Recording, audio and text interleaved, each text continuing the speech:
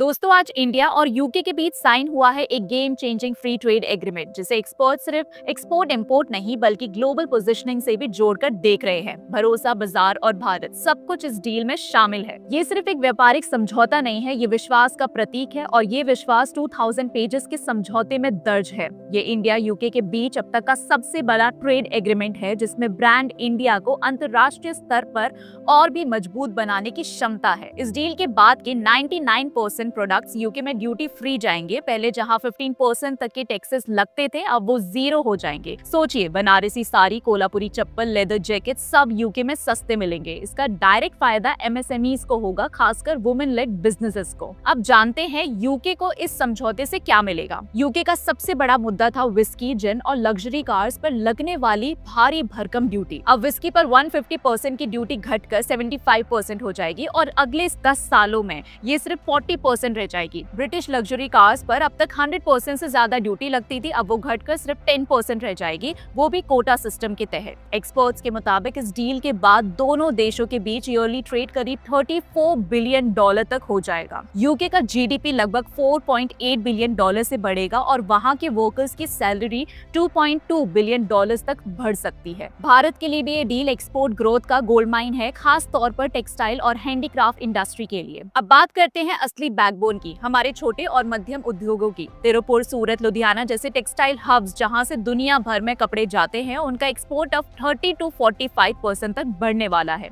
सिर्फ तिरुपुर में ही लगभग 10 लाख लोग काम करते हैं और उनमें 65% महिलाएं हैं। सोचिए इस डील का उनके जीवन पर कितना बड़ा असर होगा। टेक्सटाइल और हैंडीक्राफ्ट इंडस्ट्री के लिए तो ये एक जैकपॉट है। जो बनारसी या चंदेरी कपड़े पहले ग्लोबल मार्केट में महंगे पड़ते थे, अब वो यूके के मार्केट में ड्यूटी फ्री मिलेंगे, यानी डायरेक्ट फायदा आर्टिशंस को होगा। पंजाब के होजरी और इंडस्ट्रियल क्लस्टर्स को भी अब लेवल प्लेइंग फील्ड मिलेगा। पहले बांग्लादेश जैसी कंट्रीज को यूके मार्केट में ज्यादा एक्सेस था, लेकिन अब लुधियाना का स्वेटर भी यूके के शोरूम तक पहुंच सकेगा। लेदर, कारपेट और मरीन प्रोडक्ट्स जैसे सेक्टर्स भी चमकेंगे। इन पर पहले यूके में 10 to 15% तक ड्यूटी लगती थी, जो अब सिर्फ 4 to 6% रह जाएगी। हैंडमेड लेदर बैग्स हो या कश्मीरी कारपेट, सब ग्लोबल मार्केट में इंडियन क्राफ्ट और भी कॉम्पिटिटिव बनेगी। ये डील सिर्फ गुड्स ट्रेड तक सीमित नहीं है, बल्कि सर्विसेज, एजुकेशन और मोबिलिटी के एरियाज में भी बड़ी अपॉर्चुनिटीज लेकर आई है। अब इंडिया और यूके के बीच प्रोफेशनल क्वालिफिकेशन को म्यूचुअल रिकॉग्निशन मिलेगा, मतलब इंडियन डॉक्टर्स, इंजीनियर्स, सीएस जैसे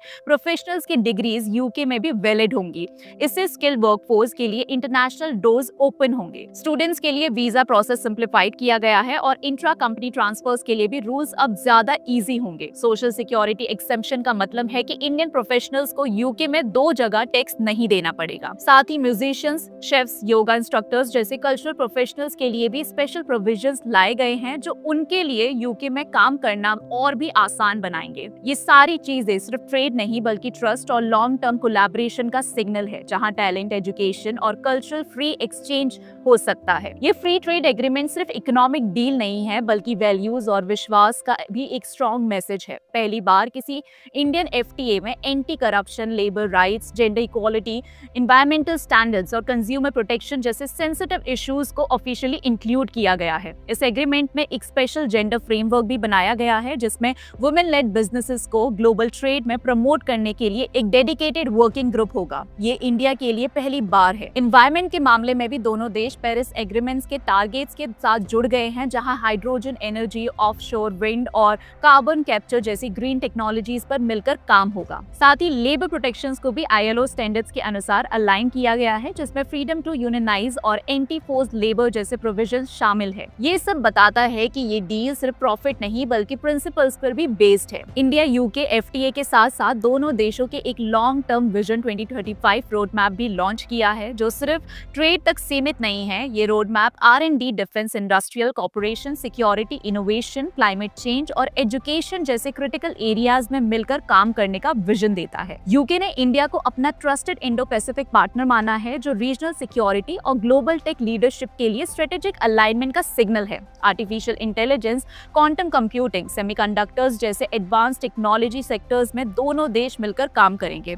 इस पार्टनरशिप का फोकस सिर्फ इकोनॉमिक ग्रोथ नहीं बल्कि जियोपॉलिटिकल स्टेबिलिटी और टेक्नोलॉजिकल एडवांसमेंट पर भी है। इस डील में जितने गेन्स हैं, कुछ कंटेंटियस इश्यूज और लिमिटेशंस भी हैं जो फ्यूचर नेगोशिएशंस के लिए छोड़ दिए गए हैं। इंडियन प्रोफेशनल्स जो यूके में इंट्रा कंपनी ट्रांसफर के थ्रू काम करते हैं, उन्हें 3 साल तक नेशनल इंश्योरेंस कंट्रीब्यूशन से छूट मिलेगी। इससे यूके को 100 to 200 मिलियन डॉलर तक का पोटेंशियल रेवेन्यू लॉस हो सकता है, लेकिन साथ ही इन वर्कर्स को यूके में पेंशन या एनएचएस सर्विसेज का एक्सेस भी नहीं मिलेगा। ऑटो सेक्टर में कोटा सिस्टम के थ्रू टैरिफ रिलैक्सेशन दिया गया है, लेकिन पूरा लिबरलाइजेशन अभी नहीं हुआ है और कार्बन टैक्स जैसे इन्वायरमेंटल ट्रेड ऑफ्स के डिटेल्स भी अभी क्लियर नहीं है। इंटेलेक्चुअल प्रॉपर्टी राइट्स के मामले में भी खासकर फार्मा सेक्टर को लेकर मेजर ब्रेक थ्रू नहीं हुआ, जिससे यूके की फार्मा कंपनीज थोड़ा डिसअपॉइंटमेंट है। ये पॉइंट्स दिखाते हैं कि एग्रीमेंट्स हिस्टोरिक जरूर है, लेकिन कुछ पेचीदा इश्यूज पर अभी भी क्लैरिटी और कंसेंसस की जरूरत है। इंडिया यूके एफटीए सिर्फ एक बायलैटरल डील नहीं है बल्कि एक सिंबॉलिक शिफ्ट का सिग्नल है from coercive trade practice towards patent diplomacy, जहां ट्रस्ट अर्न किया जाता है, इम्पोज नहीं।